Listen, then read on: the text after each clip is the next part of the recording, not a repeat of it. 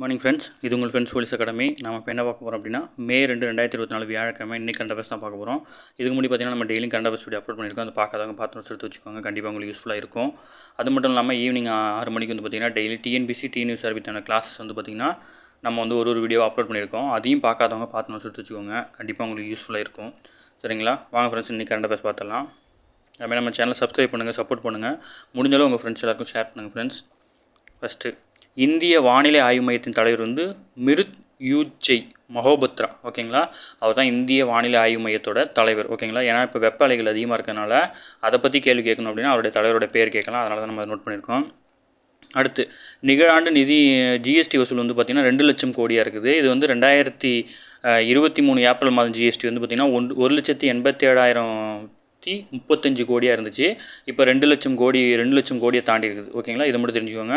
அடுத்து, தமிழகத்தின் கடந்த 2023ஆம் ஆண்டு ஒப்பிடும்போது 2024 ஏப்ரல் வந்து ஜிஎஸ்டி வந்து பார்த்திங்கன்னா 6% வந்து வளர்ச்சி கண்டிருக்கு. ஓகேங்களா? மாநில ஜிஎஸ்டி மற்றும் ஐஜிஎஸ்டி வகையில் தமிழகம் வந்து பார்த்திங்கன்னா 13% வந்து அதிகமாக இருக்குது வழக்கத்தை விட. ஓகேங்களா? அடுத்து, சென்னை சென்ட்ரல் வந்து பார்த்திங்கன்னா அதிக வருவாய் ஈட்டக்கூடிய ரயில் நிலையங்களில் வந்து பார்த்திங்கன்னா சென்னை சென்ட்ரல் வந்து முதலிடத்தில் இருக்குது. தெற்கு ரயில்வே கடந்த நிதியாண்டில் வந்து 1215 கோடி வருவாய் ஈட்டி சென்னை சென்ட்ரல் ரயில் நிலையம் வந்து முதலிடத்தில் இருக்குது. ஓகேங்களா?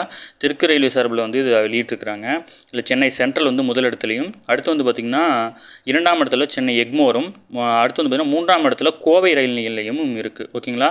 தாம்பரம் ரயில் நிலையம் வந்து பார்த்திங்கன்னா 5ஆவது இடத்துலையும், மதுரை ரயில் நிலையம் 7ஆவது இடத்துலையும், அடுத்து வந்து பார்த்திங்கன்னா திருச்சி வந்து 10ஆவது இடத்துல இருக்குது. ஓகேங்களா? முதல் 10 இடங்களில் வந்து பார்த்திங்கன்னா தமிழகத்தை சேர்ந்த 6 ரயில் நிலையங்கள் வந்து இருக்குது. ஓகேங்களா? அடுத்து, விஐடி பல்கலைக்கழகத்தில் வந்து பார்த்திங்கன்னா தூய்மையான சூழலுக்கான மையத்திறப்பு விழா வந்து புதன்கிழமை நடைபெற்றிருக்கு. விழாவுக்கு வந்து சிறப்பு விருந்தினராக வந்து பார்த்திங்கன்னா சென்னையில் உள்ள அமெரிக்க துணை தூதரக கிறிஸ் ஜோஸ்டஸ் தூய்மை சுற்றுச்சூழல் மையக்கான வதிக மையத்தை வந்து திறந்து வச்சிருக்கிறார். ஓகேங்களா? இதை தெரிஞ்சுக்கோங்க. இதெல்லாம் கேட்கறதுக்கு வாய்ப்பு இருக்குது. அடுத்து வந்து பார்த்திங்கன்னா பிராட்வே பேருந்து நிலையம் இருக்குது இல்லையா, சென்னை பிராட்வே பேருந்து நிலையம், அதை வந்து பார்த்திங்கன்னா தீவுத்திடலுக்கு வந்து மாற்ற இருக்கிறாங்க. இது வந்து ஜென்ரலாக நம்ம அன்றாட வாழ்க்கையில் தெரிஞ்சிக்க வேண்டியது. ஓகேங்களா? அதாவது பார்த்திங்கன்னா 8 அடுக்கு மாடிகளை கொண்ட வந்து பிராட்வே பேருந்து நிலையம் வந்து மாற்றப்பட இருக்குது. ஓகேங்களா? அடுத்து வந்து பார்த்திங்கன்னா பிராட்வே பேருந்து நிலையம் அருகே உள்ள குரலகம் கட்டிடத்தை வந்து இடிச்சிட்டு 9 மாடி கொண்ட வணிக வளாகமாக கட்ட இருக்கிறாங்க. ஓகேங்களா? இதெல்லாம் டெய்லி ஜென்ரலாக தெரிஞ்சுக்கணும். அடுத்து வந்து பார்த்திங்கன்னா வாகன பதிவெண் பலகையில் வந்து ஸ்டிக்கர் ஒட்டினா அபராதம் விதிக்கும் முறை வந்து பார்த்திங்கன்னா இன்றைக்கி வந்து அமல்படுத்தப்படுது. இதனால் வந்து சென்னை போக்குவரத்து விதிமுறை மீறி வாகனங்கள் வந்து பார்த்திங்கன்னா முக்கிய சந்திப்பில் உள்ள ஏஎன்பிஆர் கேமரா வந்து பார்த்திங்கன்னா துல்லியமாக கண்டறியப்பட்டு வழக்கு பதிவு செய்யப்பட்டிருக்கு. ஓகேங்களா? இதில் வந்து பிஎன்ஆர்னால் என்னென்னு கேட்டுருவாங்க. ஓகேங்களா? ஏஎன்பிஆர் ஓகேங்களா? Automatic number plate recognition camera. ஓகேங்களா? இதெல்லாம் வந்து கேட்குற கேள்வி, இதெல்லாம் தெரிஞ்சுக்கணும் கண்டிப்பாக. அடுத்து வந்து பாய்மர படகு வீராங்கனைக்கு வந்து பார்த்திங்கன்னா 25 லட்சம் வந்து ஊக்கத்தொகை அளிக்கிறாங்க. ஒலிம்பிக் பாய்மர படகு போட்டிக்கு வந்து பார்த்திங்கன்னா பங்கேற்க தகுதி பெற்றிருக்கிறாங்க. ஓகேங்களா? எஸ்ஆர்எம் கல்வி நிறுவனம் மாணவிமான நேத்ரா குழுமத்துக்கு வந்து பார்த்திங்கன்னா நேத்ரா குமணன் அவங்களுக்கு வந்து பார்த்திங்கன்னா 25 லட்சம் வந்து ஊக்கத்தொகை வந்து கொடுத்துருக்குறாங்க. ஓகேங்களா? நமக்கு தேவையானதுன்னா ஒலிம்பிக் பாய்மர படகு போட்டிக்கு பங்கேற்ற வீராங்கனையோட பேர் தான் கேட்பாங்க. அதில் வந்து நேத்ரா குமணன், அதை மட்டும் ஞாபகம் வச்சுக்கோங்க. அடுத்து, எழுத்தாளர் நடுவூர் சிவா எழுதிய மெய் ரூசவெல்ட் பட்டுக்கோட்டையின் பட்டு மனசு அப்படின்ற ஒரு நூல் எழுதியிருக்காரு. இதில் வந்து பார்த்திங்கன்னா அதாவது சிறந்ததொரு வாழ்க்கை சரித நூலாக எடுத்துக்காட்டாக வந்து விளங்கும்படி இதை எழுதியிருக்கிறார். ஓகேங்களா? வங்கி பணியாற்றி ஓய்வு பெற்ற ரூசவெல்ட்டோட இலக்கிய தொண்டுக்கு இது அற்புதமானதாக இருக்கும் அப்படின்னு சொல்கிறாங்க. யார் பேர், ஆத்தர் பேர், நூல் பேர் மட்டும் தெரிஞ்சுக்கோங்க. சரிங்களா?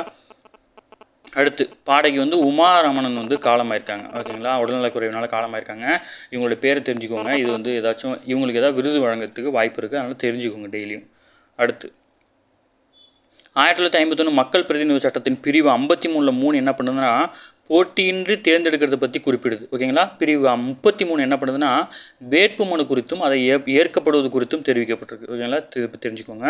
அடுத்து வந்து பார்த்திங்கன்னா டாக்டர் அம்பேத்கர் வந்து நான் ஹிந்துவாக பிறந்தேன் ஆனால் ஹிந்துவாக இறக்க மாட்டேன் அப்படின்னு சொல்லிட்டு பார்த்திங்கன்னா பௌத்த மதத்தை தழுவியிருப்பார். இது வந்து அம்பேத்கர் சொன்ன கூற்று. இப்படி கொடுத்து கூட கேட்கலாம்.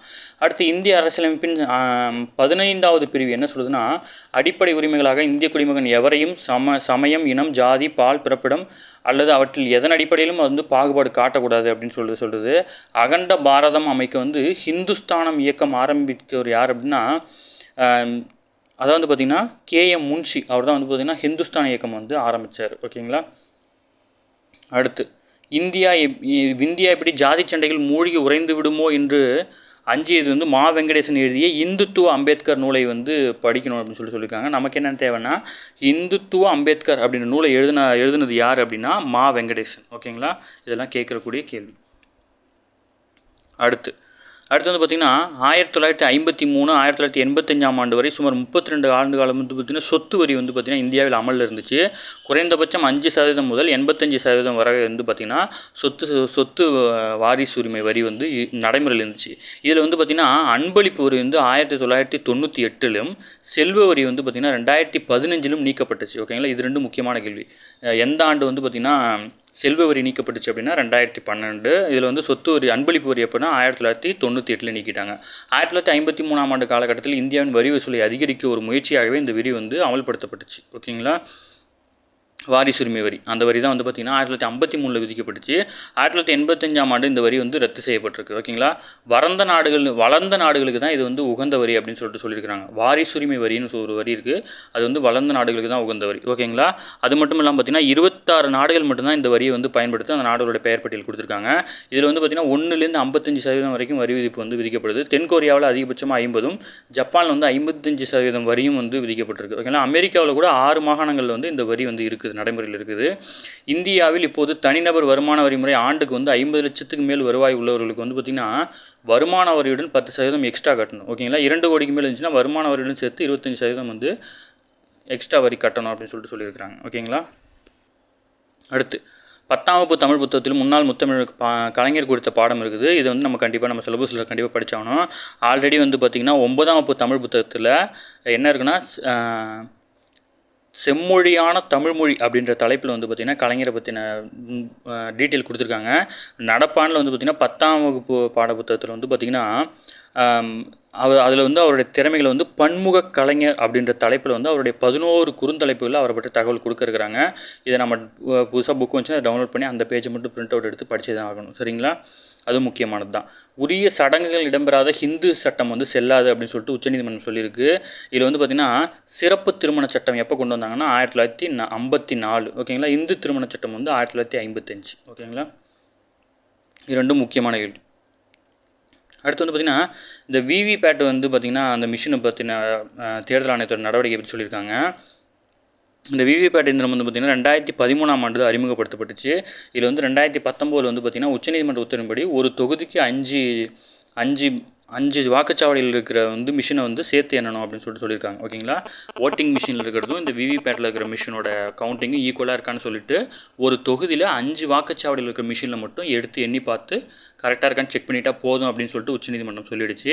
அந்த வகையில் பார்த்திங்கன்னா இந்த வாக்கு எண்ணிக்கை முடிஞ்சும் 45 நாள் வரைக்கும் பார்த்திங்கன்னா அந்த விவிபேட்டில் இருக்கிற மிஷின் டேட்டாஸ்லாம் அப்படியே இருக்கும் அப்படின்னு சொல்லிட்டு தேர்தல் ஆணையம் வந்து உச்சநீதிமன்றத்தில் வந்து தகவல் சொல்லியிருக்கு. ஓகேங்களா, அடுத்து கோவிஷீல்டால் பாதிக்கப்பட்டவர்களுக்கு இழப்பீடு கோரிய வழக்கு.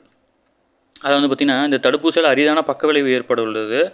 அதை வந்து அஸ்ட்ராசெனகா லண்டன் உயர்நீதிமன்றத்தில் வந்து அந்த நிறுவனம் வந்து ஒத்துக்கிச்சு. இந்த மாதிரி வந்து கோவிஷீல்டு போட்டதுனால வந்து பார்த்திங்கன்னா ரொம்ப அரிதான பக்கவிளைவு ஏற்படுது அப்படின்னு சொல்லியிருக்காங்க. கொரோனாவுக்கான கோவிஷீல்டு தடுப்பூசி செலுத்தி கொண்டவர்கள் மிக அரிதான வகையில் இரத்த தட்டுகளின் எண்ணிக்கை குறைதல் வந்து ஏற்படுது, ரத்தம் உறைதல் ஏற்பட பாதிப்பு இருக்குது அப்படின்னு சொல்லியிருக்கிறாங்க.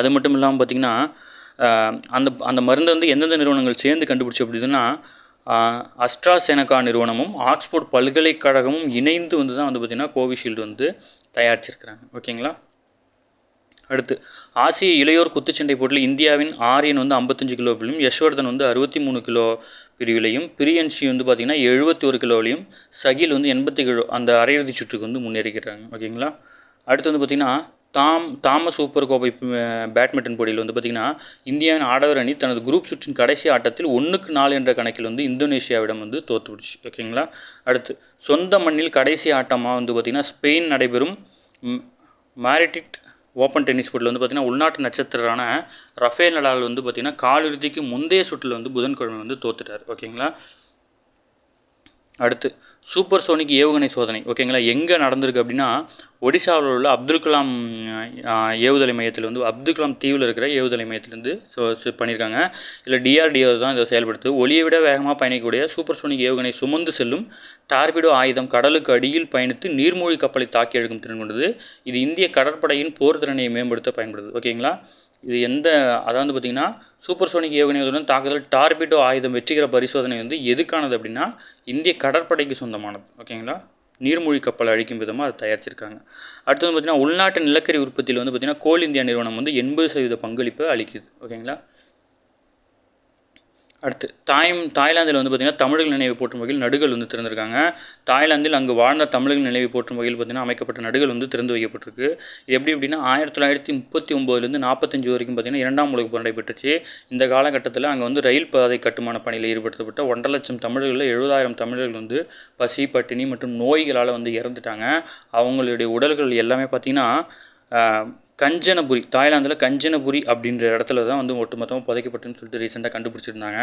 அதன் அடிப்படையில் பார்த்திங்கன்னா அங்கே வந்து பார்த்திங்கன்னா நடுகள் நடணும் அப்படின்னு சொல்லிட்டு பார்த்திங்கன்னா 10 லட்சம் நிதியுதவி வந்து பார்த்திங்கன்னா தமிழக அரசு சார்பில் வழங்கப்பட்டிருக்கு. ஓகேங்களா.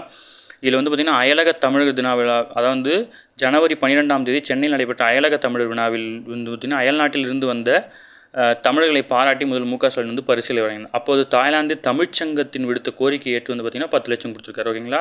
அயலக தமிழர் தினம் வந்து ஜனவரி 12, அது முக்கியமானது. ஓகேங்களா.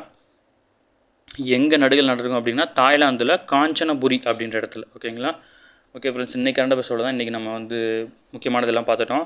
இந்த கரண்ட் அஃபேர்ஸ் வீடியோ பார்த்திங்கன்னா கொஞ்சம் லேட்டாக அப்லோட் ஆகிருக்கும். ஏன்னா 2ஆம் தேதி வந்து கரண்ட் அஃபேர்ஸ் நம்ம அப்லோட் பண்ணிட்டோம். அது வந்து பார்த்திங்கன்னா வாய்ஸ் வந்து கம்ப்ளீட்டாக அதில் கனெக்ட் ஆகலை. அது என்ன ப்ராப்ளம், இதை டெக்னிக்கல் இஷ்யூன்னு நினைக்கிறேன். அதுக்காக வந்து பார்த்திங்கன்னா அப்லோட் பண்ணியிருக்கோம். இந்த வீடியோ பாருங்கள், பார்த்து நோட்ஸ் எடுத்து வச்சுக்கோங்க. இது நம்ம பழைய பிடிஎஃப்ல இருக்கிறது தான் இதுலேயும் இருக்கும். சரிங்களா ஃப்ரெண்ட்ஸ். ஓகே ஃப்ரெண்ட்ஸ், நம்ம சேனல் சப்ஸ்கிரைப் பண்ணுங்கள், சப்போர்ட் பண்ணுங்கள், முடிஞ்சளவு உங்கள் ஃப்ரெண்ட்ஸ் எல்லாருக்கும் ஷேர் பண்ணுங்கள். Thank you friends.